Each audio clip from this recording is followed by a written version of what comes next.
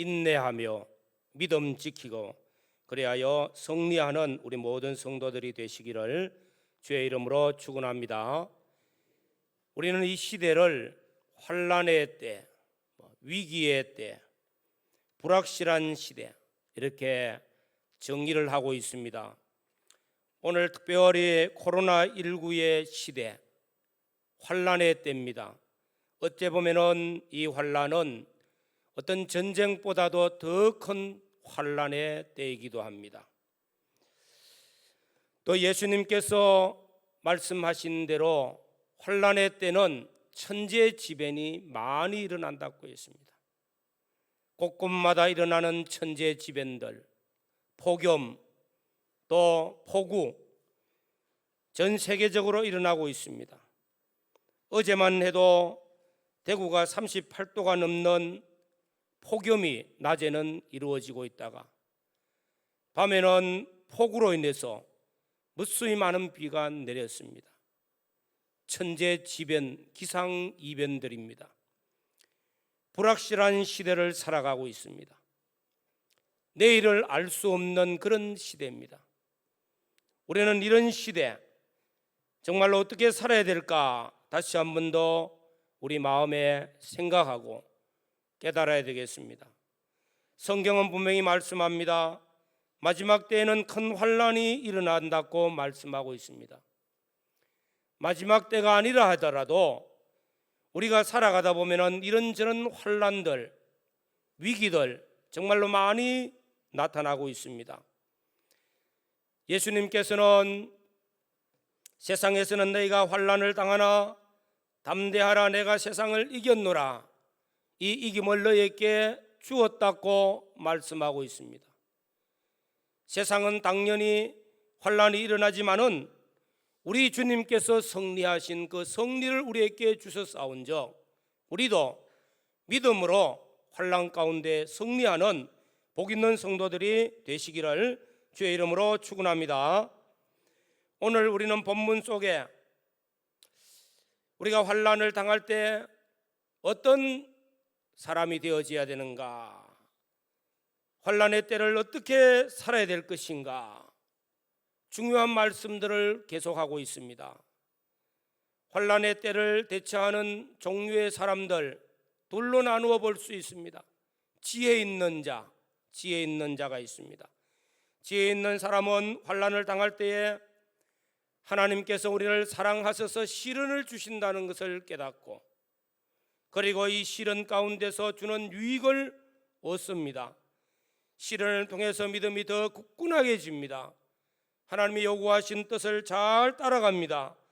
그래서 시련을 통해서 더욱더 복을 받는 사람, 축복의 자리로 나아가는 사람이 한 종류가 있습니다.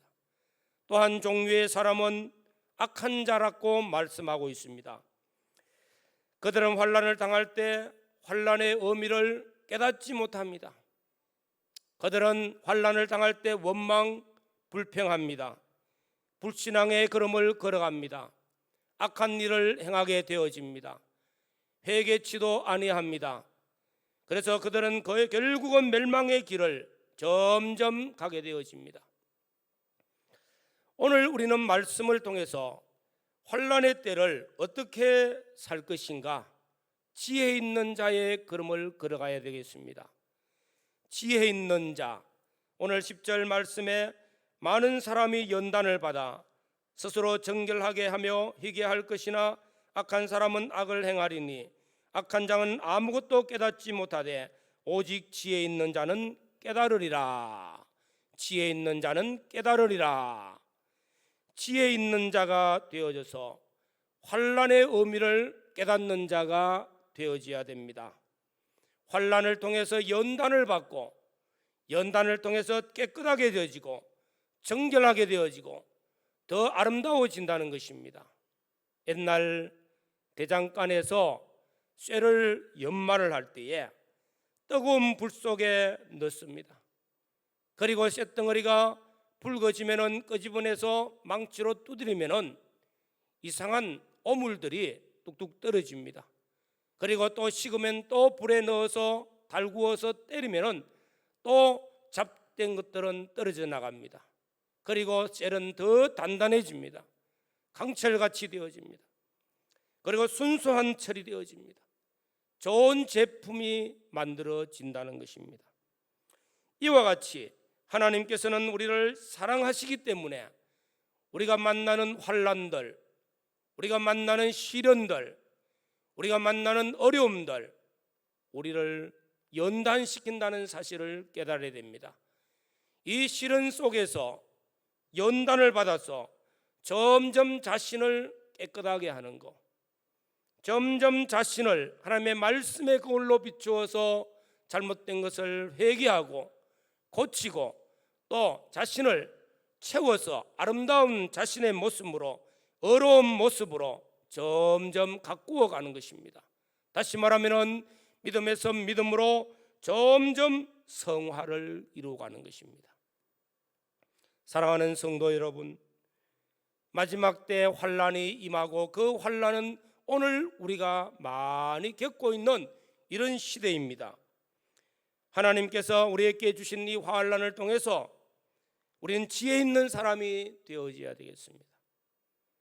이 환난에서 우리의 믿음이 연단을 받아서 온전한 믿음의 사람, 믿음에서 믿음으로 점점 자신을 정결케 하고 자신을 하나님의 사람으로 성화되어져서 아름다운 신앙의 인격을 갖추어가는 복 있는 성도, 그렇기 때문에 우리가 주어진 이 현실을 감사하고 이 현실에서 믿음으로 승리하여서 온전한 성화 구원을 이루어가며 하나님 기뻐하시는 하나님의 사람으로 점점 성화되어지는 복된 은혜가 있기를 주의 이름으로 축원합니다. 오늘 두 번째 말씀은 매일 드리는 제사입니다. 오늘 11절 말씀에 보면은 매일 드리는 제사를 폐하며 멸망하게 할 가증한 것을 세울 때부터 1290일을 지낼 것이요. 매일 드리는 제사가 폐하여진다. 이 말씀은 다니엘이 네 번째 묵시를 받고 마지막 결론에 해당되는 말씀입니다. 앞으로 되어질 계시입니다. 앞으로 되어질 계시는 실제적으로 이 말씀이 두 번 이루어집니다. 다니엘이 받은 묵시지만은 또 이 사건은 하나님의 백성들이 예루살렘 성전에서 매일 드리는 제사가 폐하여져서 제사를 못 드린다 하는 것입니다. 실제적으로 다니엘 시대가 지나가서 약 300년이 지난 후 BC 167년경에 수레아 왕 안티오코스 에파피네스가 그 왕이 예루살렘을 점령을 하고 이 예루살렘에 제우스 신상 우상을 세웁니다. 그리고 돼지 피를 잡아서 그 피를 뿌리면서 성전을 더럽혀요. 유대인들은 하나님께 제사를 못 드리게 되어집니다. 이 엄청난 환란이 실제로 이루어진다는 겁니다. 그리고 예수님께서 이 다니엘의 예언한 그 말씀을 인용을 합니다. 거룩한 성전에서 더러운 것, 가증한 것이 있었거든 산으로 도망할지니라, 뭐 이런 말씀들을 하고 있잖아요. 가증한 것, 다니엘이 예언한 말씀이 1차적으로는 한 400년 전으로 이루어지고, 그 다음에 예수님께서 예루살렘 성전이 멸망할 걸, 예루살렘 성전의 돌 하나가 돌 위에 돌 하나도 처음 놓이지 않고 다 무너뜨려진다는 그 예언의 말씀을 하실 때 이 말씀을 또 인용을 했어요. 그러면 예수님의 말씀은 앞으로 되어질 말씀, 주 70년 디도 황제가 예루살렘 성전을 점령을 했을 때에 하나님의 성전이 무너지고 하나님 앞에 드리는 제사가 폐해지고, 그리고 이스라엘 백성들이, 유다 민족이 약 110만 명이 학살을 당합니다. 10,000명 정도가 잡혀가는 거예요. 대확살의 사건이 일어납니다. 얼마나 놀라운 일입니까? 그런데 12절에 보면 그런 말씀을 하고 있습니다. 기다려서 1335일까지 이르리니, 그 사람은 복이 있으리라. 45일의 기간, 얼마의 기간, 환난은 언제든지 정한 기간이 있습니다. 하나님이 정한 기간까지 때가 되면은 돌아와요. 그때까지 하나님께서는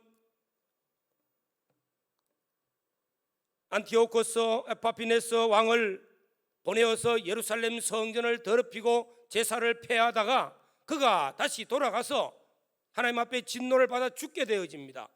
그리고 또 다시 회복이 되어진다는 거예요. 마지막 때도 똑같습니다. 우리가 종말을 걸어갈 때 환난의 때가 오지만 이 환난의 때 복 있는 사람이 되어지라고 말씀한다는 것입니다. 복 있는 사람이 누굽니까? 그날까지 해야 될 일을 하고 있는 사람, 다시 말하면 자신을 정결케 하며 지혜 있는 자의 삶을 살며 복 있는 사람은 자신을 하나님 보시기에 기뻐하시는 신앙의 사람으로 가꾸어 갑니다. 그리고 제단을 쌓는 생활을 합니다. 오늘 우리 시대가 코로나19로 예배가 상당히 어려움을 겪고 있지만은 이 가운데서도 어디에서 어떻게 하든 간에 하나님 기뻐하시는 제단 생활을 하는 성도가 있을 줄로 믿습니다. 이 자리에 앉아있다고 하나님이 받으시는 예배가 아닐 수도 있습니다. 유튜브로 예배를 드린다 해가지고 그거 시시해 그렇게 볼 수도 없습니다. 어디에 있든지 하나님께서 받으시는 제단 생활이 있을 수 있어요.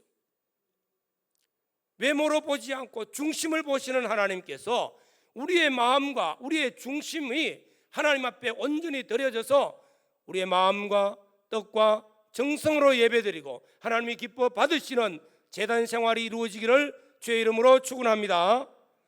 환난의 때일수록 우리는 제단을 쌓아야 되겠죠. 말씀의 제단을 쌓읍시다. 하나님의 말씀을 읽고 말씀을 묵상하고 말씀의 제단을 쌓기를 날마다 말씀 생활을 해야 되겠습니다. 8월달 40일 성경 읽는 기간을 정했습니다. 각자의 마음속에 정하여서 말씀을 매일 읽고 매일 묵상하면서 말씀의 제단을 쌓고 기도의 제단을 쌓읍시다.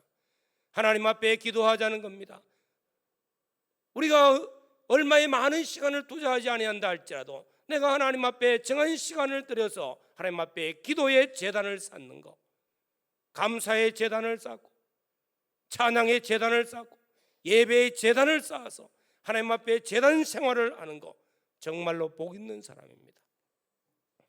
오늘 우리는 어떤 시련 가운데서도 어떤 환난 가운데서도 오늘 지켜야 될 중요한 말씀은 말씀의 제단을 쌓고 기도의 제단을 쌓고 예배의 제단을 쌓고 하나님 앞에 감사하며 찬양하며 이 현실들을 믿음으로 승리하는 복 있는 성도들이 되시기를 간절히 소원합니다. 오늘 세 번째로는 복이 있으리로다 하는 말씀을 하고 있습니다. 12절 끝에 그 사람은 복이 있으리라, 13절에 끝날에는 내 몫을 누릴 것입니다. 복 있는 사람요, 그 사람은 지혜 있는 자는 이 환난의 때 지혜 있는 자는 자신을 하나님의 말씀의 그걸로 날마다 깨끗게 하고 회개할 것 있으면 회개하고 곤치고 자신을 아름답게 가꾸어야 돼요. 우리 자신은 자기 가꾸기 나름입니다. 아무렇게나 살면은 내 자신의 아무런 존재가 되어 별 가치 없는 존재가 되어집니다. 나를 말씀으로 깨끗하게 가꾸면은 존귀한 하나님의 사람으로 변화되어집니다. 성화되어집니다. 하나님 기뻐하는 사람 됩니다. 다니엘을 보십시오. 다니엘 시대는 바빌론의 포로로 끌려오기 전부터 일생을 환난 시대를 살아갔습니다. 그가 총리가 되었으니까 대우받고 영광스럽겠지. 그렇지 않아요. 평생을 환난 시대를 살았습니다. 끊임없이 전쟁 가운데 나라가 바꾸어지고 제국이 바꾸어지고요. 유다 민족이라는 이 소수 민족은요, 바람 앞에 등불과 같은 존재였습니다. 그런 다니엘이 정말로 하나님 앞에 일생 동안 자신을 더럽히지 아니하고 자신을 정결케 하기 위해서 힘썼습니다. 말씀과 기도 생활에 힘을 썼어요. 하나님 앞에 드려지는 제단 생활, 하나님 앞에 드려지는 제사 생활 정말로 소중하게 여겼습니다. 그렇기 때문에 다니엘은 마지막 때에 묵시를 보고 하나님께서 다니엘의 기도를 들으시기 위해서 기도할 즈음에 벌써 천사를 보내어서 다니엘의 기도 응답해라. 얼마나 복이 있습니까? 오늘 우리가 하나님 앞에 기도하는데 나는 1년 내내 기도해도 뭐 응답이 있는지 없는지 모르겠어. 깨달아야 되겠죠.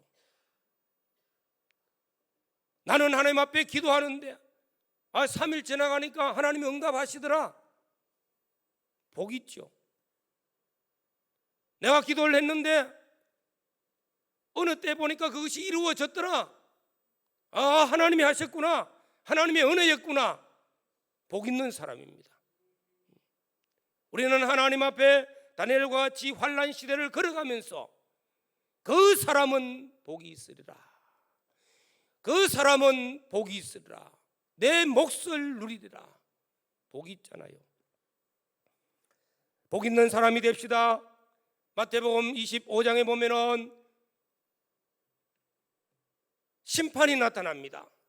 오른편에 있는 양들과 왼편에 있는 염소들을 나누어 놓고 보좌에 앉으신 주님께서 오른편에 있는 자들아 창세로부터 예비된 복을 상속받으라 말씀합니다.